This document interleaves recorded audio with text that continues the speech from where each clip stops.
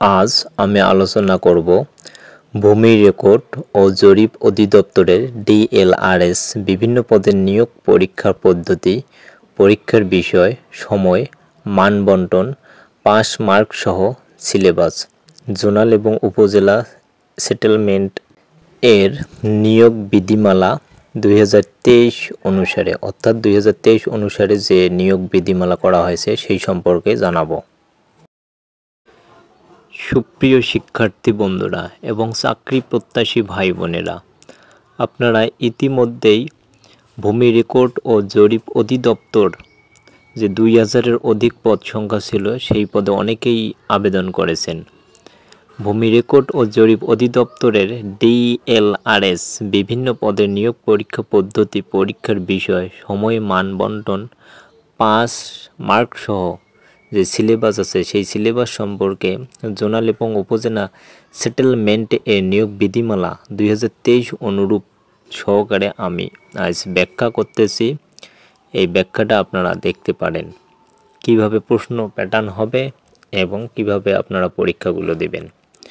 প্রথমত, নাজির কাম cashier, পেশকার, record keeper, খারিজ সহকারী, জাজ মোহরানা ও কপিস্ট কাম বেঞ্চ সহকারী পদে সরাসরি নিয়োগ প্রার্থী। পরীক্ষার নাম, বিষয়, নম্বর, সময় সেগুলো বিশ্লেষণ করে জানাচ্ছি আপনাদেরকে।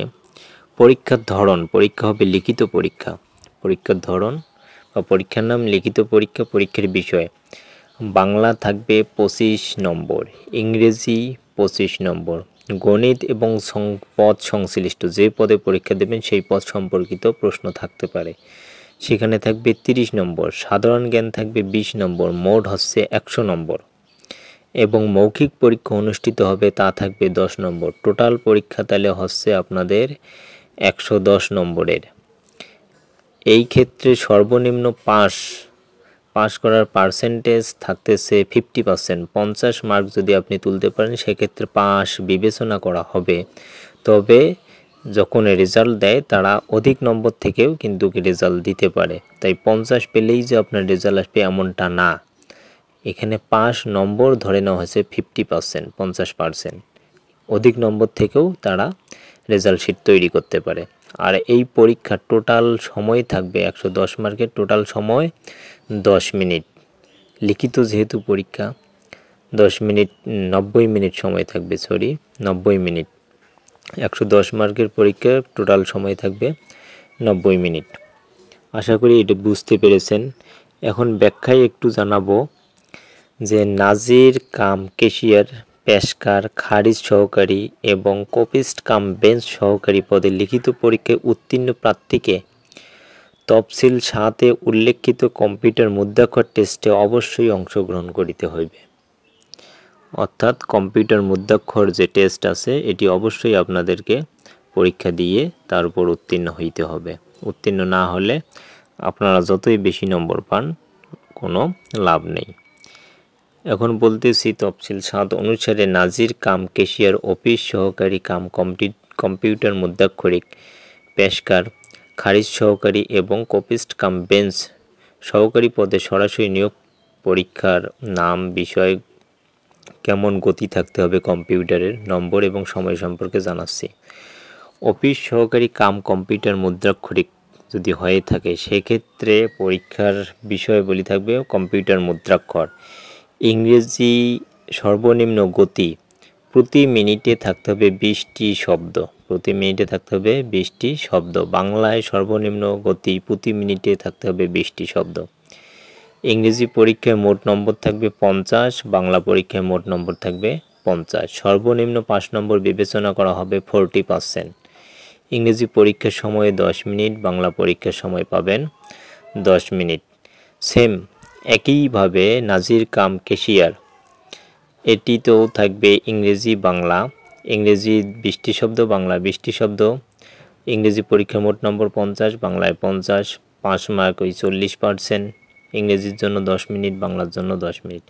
পেশকার সেম একইভাবে এবং খারিজ সহকারী কম্পিউটার মুদ্রাক্ষর সেটিতেও একইভাবে। আবার কপিস্ট কাম সহকারী এক্ষেত্রেও কিন্তু একইভাবে পরীক্ষা বিবেচনা করা হবে বা পরীক্ষা নেওয়া হবে। এক্ষেত্রে আমি একটি ব্যাখ্যা জানাই। ব্যাখ্যাটা হচ্ছে যে বাংলা ও ইংরেজি উভয় প্রকার কম্পিউটার মুদ্রাক্ষরের ক্ষেত্রে 5টি স্ট্রোক মিলে একটি শব্দ বিবেচনা করা হবে, অর্থাৎ 5টি বর্ণ মিলে একটা শব্দ গঠিত হবে। এই রকম 20টি শব্দ আপনাকে গঠন করতে হবে প্রতি মিনিটে। এরপর বলতে যাচ্ছি যে 5% অর্থাৎ 5% এর অধিক যদি ভুল করেন, ভুলের ক্ষেত্রে কোনো গতি মার্জিত হবে না, অর্জিত হয়নি বলে গণ্য হবে। অর্থাৎ ভুল করলে সেক্ষেত্রে আপনাদের 5%-এর অধিক যদি ভুল হয়, সেক্ষেত্রে সেটিকে তারা গতি অর্জিত হবে বলে গণ্য করবে না। পরের অপশন, সর্বনিম্ন গতিকে 5 নম্বর 40% হবে, অর্থাৎ 40% যদি আপনার গতি ঠিক থাকে তাহলে পাস হবেন বলে তারা গণ্য করে নেবে। এই তথ্যটুকু তুলে ধরলাম। পরীক্ষা খুব দ্রুতই হবে, আপনারা প্রস্তুতি গ্রহণ করুন।